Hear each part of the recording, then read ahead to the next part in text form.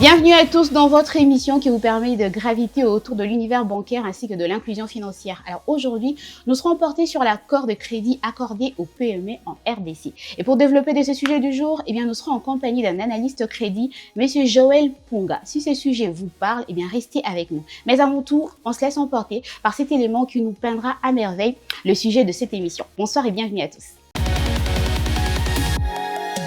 La RDC regorge de petites et moyennes entreprises dynamiques, véritables piliers de l'économie locale.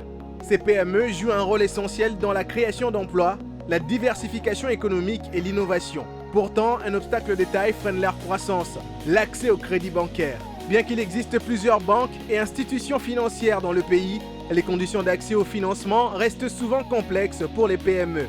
Certaines PME ne disposent pas d'un business plan solide ou d'une structure juridique claire, ce qui les rend moins crédibles aux yeux des établissements de crédit. D'autres, même bien structurés, peinent à convaincre les banques de leur potentiel de remboursement. Face à cette réalité, des solutions existent. Restez avec nous dans ce numéro pour en savoir plus. Car pour stimuler l'économie congolaise, il est urgent de renforcer la confiance entre les PME et les banques, en assouplissant les procédures et en misant sur la formation des entrepreneurs. Accorder du crédit aux PME, c'est injecter du souffle dans l'économie nationale. Encore faut-il lever les freins et mieux adapter l'offre aux réalités du terrain. Allez, de retour sur ce plateau, aujourd'hui, comme vient de le peindre ce reportage, nous allons parler des crédits octroyés par les banques auprès de PME. Et pour ce faire, nous serons sur ce plateau avec un analyste crédit, Monsieur Joël Punga. Bonsoir et bienvenue à vous. Bonsoir, maman. Alors, notre sujet du jour, ça vous parle, on imagine, étant donné que vous êtes analyste crédit. Oui, j'ai été très intéressé par ce sujet qu'on devrait normalement en parler dans ces pays. Okay. Ça concerne à la fois les entrepreneurs et les banques qui sont des poumons pour que nous puissions avoir une économie efficace. Exactement. Voilà. Alors, est-ce que vous pensez qu'aujourd'hui, les PME ont un accès facile en ce qui concerne les crédits auprès des institutions bancaires? Bon, l'accès au crédit par les PME n'est pas assez facile en raison des conditions pour être éligible au crédit bancaire. Justement, quelles sont ces conditions? Les conditions sont... De façon générale, parce qu'on imagine que chaque banque a ses propres conditions. Il faudrait avoir des garanties suffisantes. Bon, je vais revenir sur les garanties. Il faudrait avoir une pièce d'identité valide. Okay. Il arrive des fois que... Une pièce d'identité valide. Il faudrait avoir un business structuré. Par business structuré, il faudrait avoir un local commercial. Il faudrait avoir les documents du commerce. Il faudrait présenter les états financiers avec toutes les pièces justificatives. Les états financiers vont permettre à l'analyste de crédit d'avoir l'idée sur les capitales, la capacité de paiement du PME. Il faudrait présenter un business plan. Concernant les garanties, il faudrait y revenir. Les banques exigent souvent 3 types de garanties. Il y a les garanties personnes physiques, dont la personne qui va endosser la responsabilité si le client n'arrive pas à payer. Il y a garantie comme gage. Gage, c'est-à-dire qu'on prend les biens comme gage. Il pourrait savoir les biens électroménagers, les biens matériels, véhicules et consorts. Et il y a d'autres garanties. Troisième garantie hypothèque. Donc garantie gage, garantie personne physique, on les prend beaucoup plus pour des petits crédits. Puisque dans les crédits bancaires, il y en a des catégories de crédits. Il y a des petits crédits dont la taille maximale est de 500 000 et puis la taille maximale c'est de 10 000. Les grands crédits, c'est au-delà de 10 000. Là, on demande l'hypothèque. L'hypothèque, c'est-à-dire qu'il faut mettre donner la parcelle en hypothèque. C'est là où les bas baissent un peu. C'est pas tout le monde qui a une parcelle à donner. Exactement. Alors, en ce qui concerne les garanties, est-ce que la garantie doit nécessairement avoir la même valeur que le crédit qu'on est en train de demander? La garantie doit couvrir l'ensemble des remboursements. Le remboursement d'un prêt a des composantes. Il y a d'une part le capital. Le capital, c'est l'argent qu'on a accordé au client et d'autre part les intérêts. Les intérêts. Donc, c'est pour ça, prenons l'exemple, quand vous accordez un crédit de 5 000, vous devez rembourser jusqu'à la fin 6 000. Donc, Quand on demande les garanties ne doivent pas être, la valeur des garanties ne doit pas être en dessous de 6 000. Ok. C'est un peu ça. Donc, on imagine qu'il y a une estimation qu'on fait en avance par rapport aux garanties que vous allez présenter pour arriver quand même à réaliser, on va dire, la valeur de la garantie. Il y a une estimation donc on fait. Oui, on évalue par rapport à la valeur du marché. Ok. Alors, par rapport aux intérêts qu'on inflige, comme ça, j'ai envie de dire ça comme ça, aux entrepreneurs ou alors aux PME, est-ce que vous pensez que les banques tiennent compte de leur réalité financière, les intérêts qui sont appliqués auprès de PME? Oui, madame, les banques sont dites commerciales. Donc, elles sont à la recherche de l'écrin.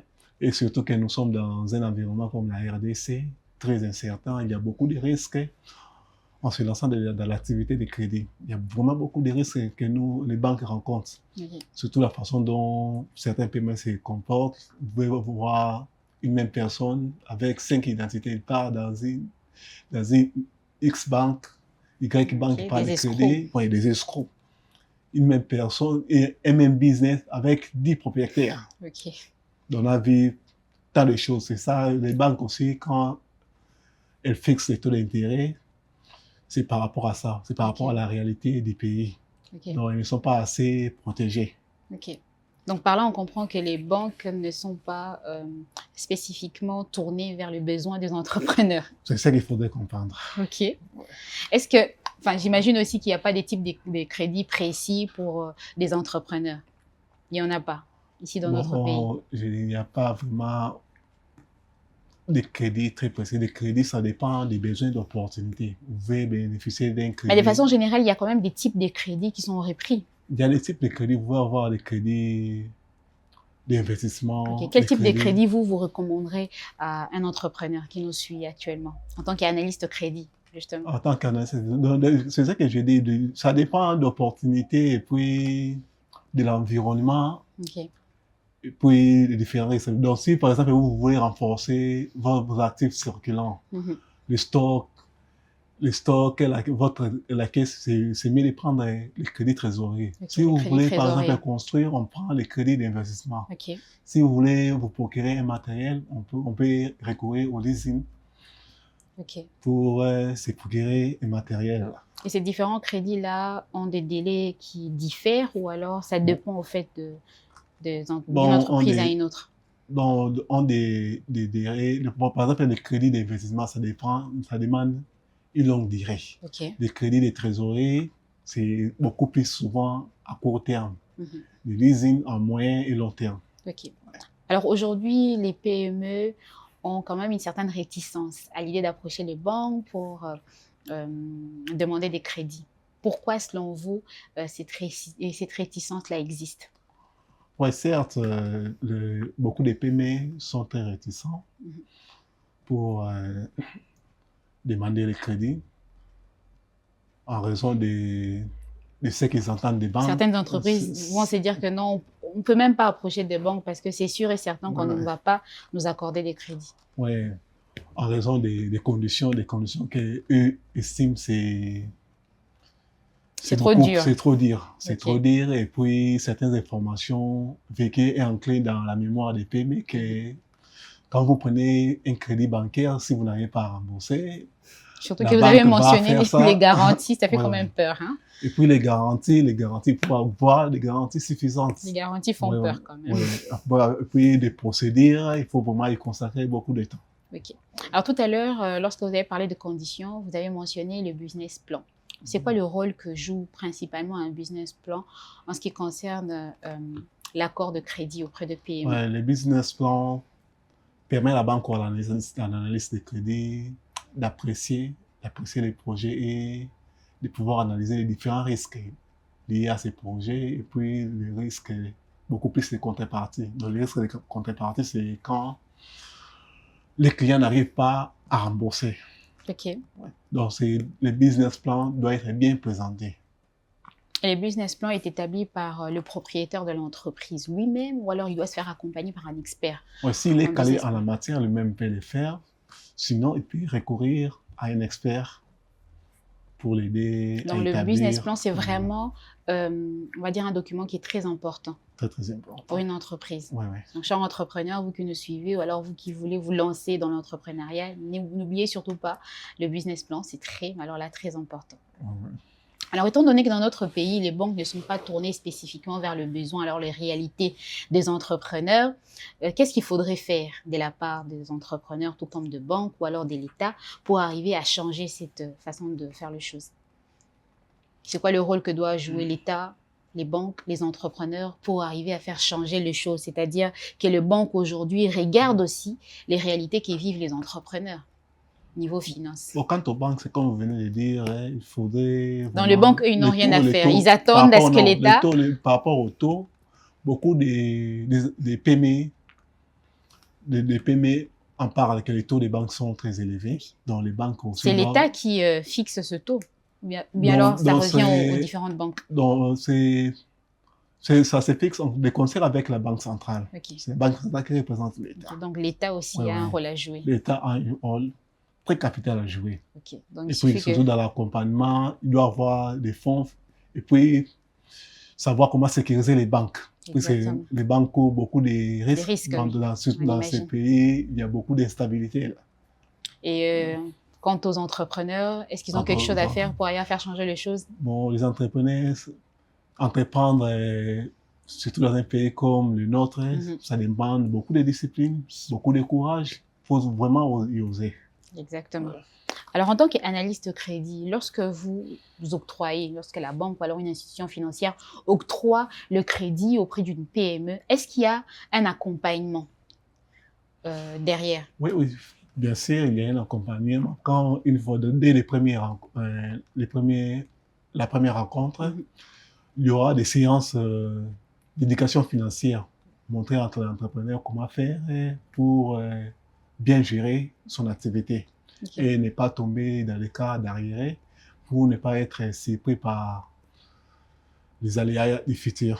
Ok. Est-ce que vous pensez que c'est toutes les banques qui accompagnent comme ça? Oui, c'est le rôle d'agent de crédit. On a des agents de clientèle. Ok, ils sont là pour accompagner. Pour accompagner, de donner des conseils. Ok.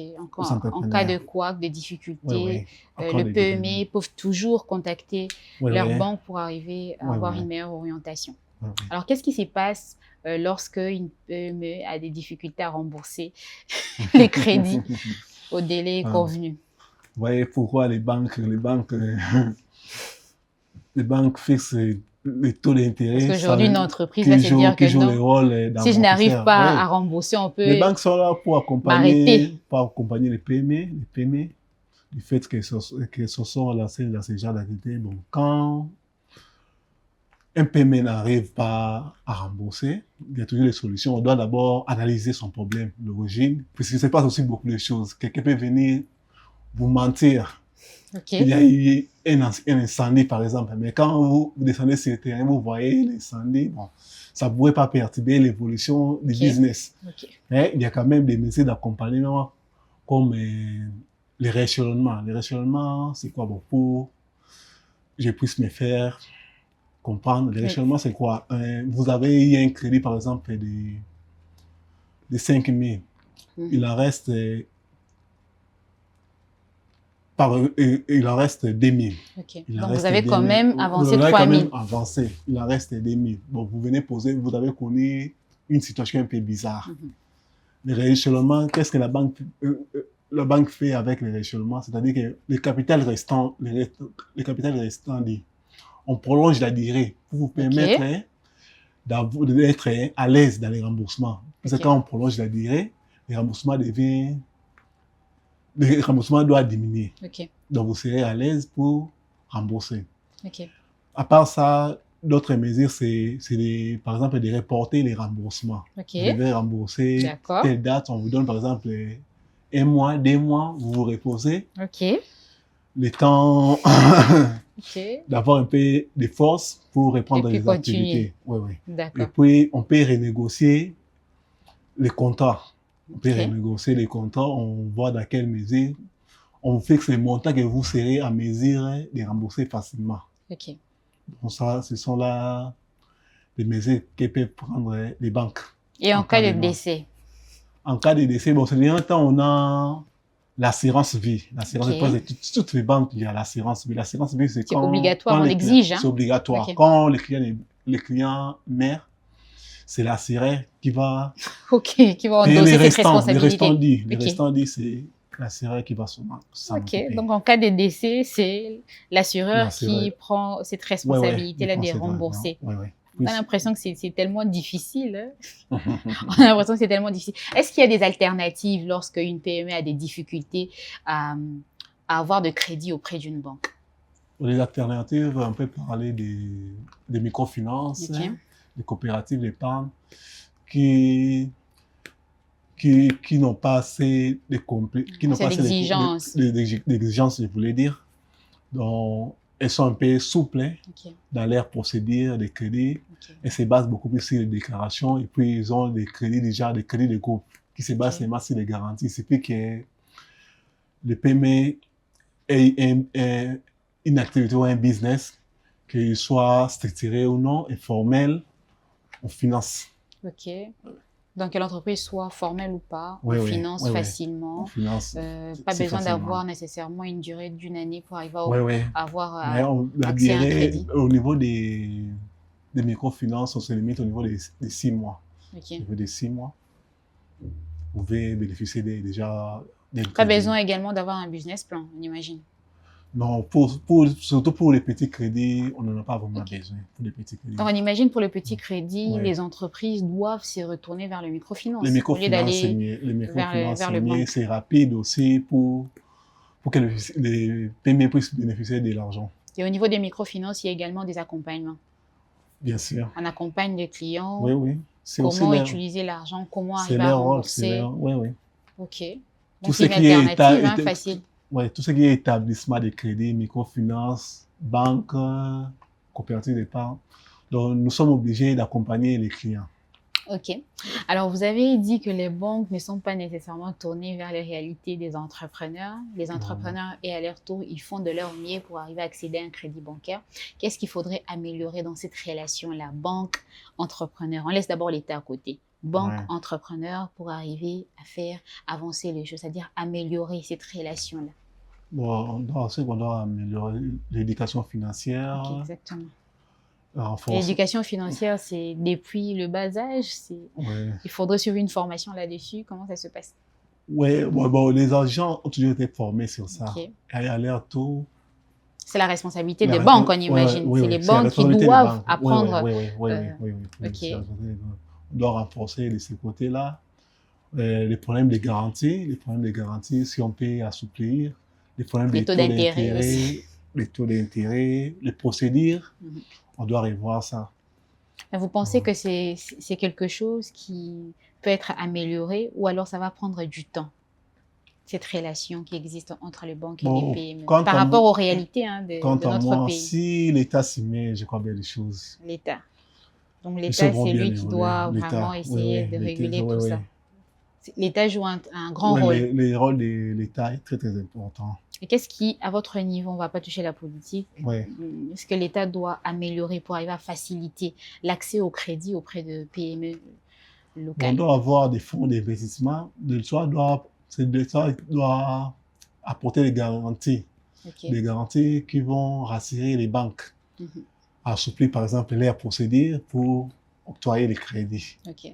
Donc, par là, on voit que l'État joue un rôle majeur en ce qui concerne la relation des banques et des PME. Et des PME. En tant qu'analyste de crédit, est-ce que vous avez des conseils à donner aux futurs entrepreneurs qui nous suivent à l'instant pour se préparer déjà Oui, par rapport à ce qu'on vient de dire, donc les crédits, c'est très bien. C'est pas mauvais d'avoir un crédit. Donc c'est juste... Est-ce qu'il faudrait nécessairement, en tant qu'entreprise, aller demander un crédit auprès d'une institution financière?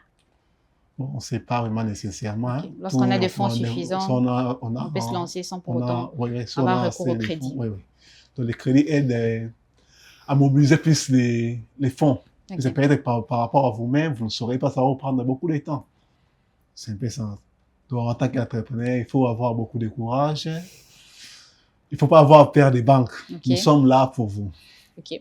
Des conseils niveau préparation pour une entreprise qui s'apprête à aller demander des crédits auprès d'une banque? Oui, au niveau préparation, ça demande une bonne organisation. Il faut bien s'organiser en amont pour aller demander des crédits. Puisque dès les premiers contacts, quand on trouve que l'entrepreneur n'est pas organisé, donc des fois, on rejette déjà les dossiers. Hein, pour vraiment... L'organisation, c'est très important. C'est très important. Et quand vous parlez de l'organisation, on voit directement la structuration de l'entreprise, formaliser nécessairement l'entreprise. Hein. Oui, c'est que les banques demandent vraiment, par exemple les états financiers, on n'est pas trop exigeant, mais un peu pour des ça dépend aussi des montants. Ça dépend des montants. Okay. Ça dépend des montants. Bon, si vous demandez pour des grandes entreprises, là c'est normal, il faut avoir quand même avoir des états financiers certifiés. Okay. Mais pour des petites entreprises, les banques aussi ne sont pas assez très exigeantes. Ok. Et les états financiers sont établis par un expert en finance? Bon, comme je venais de dire les états financiers, si vous êtes calé, vous êtes du domaine, c'est juste on voit les états financiers, on voit les bilans, on voit... Parce qu'il y a certaines personnes qui falsifient aussi leurs états financiers, on imagine, certaines entreprises. Bon, nous, en tant qu'analystes de crédit, quand on descend sur le terrain, on sait voir la santé de l'activité, avec ce que vous nous avez présenté, on sait comparer.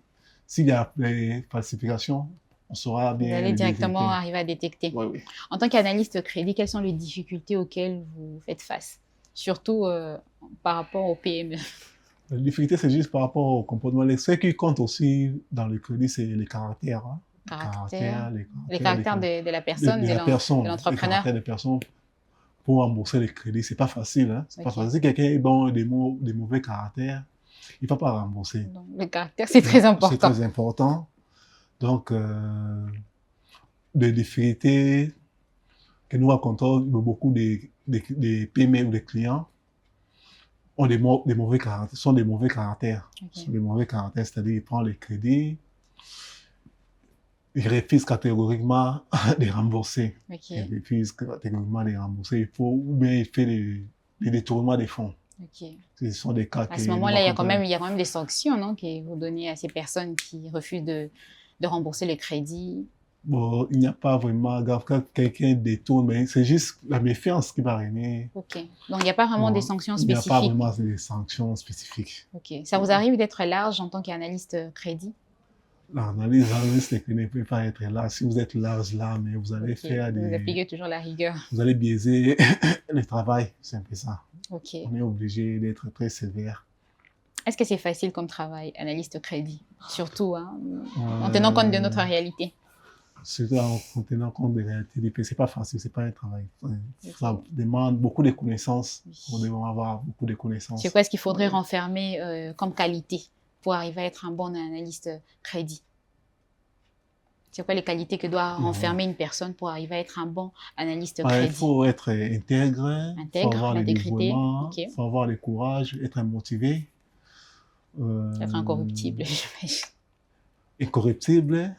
Il faudrait connaître un peu l'environnement.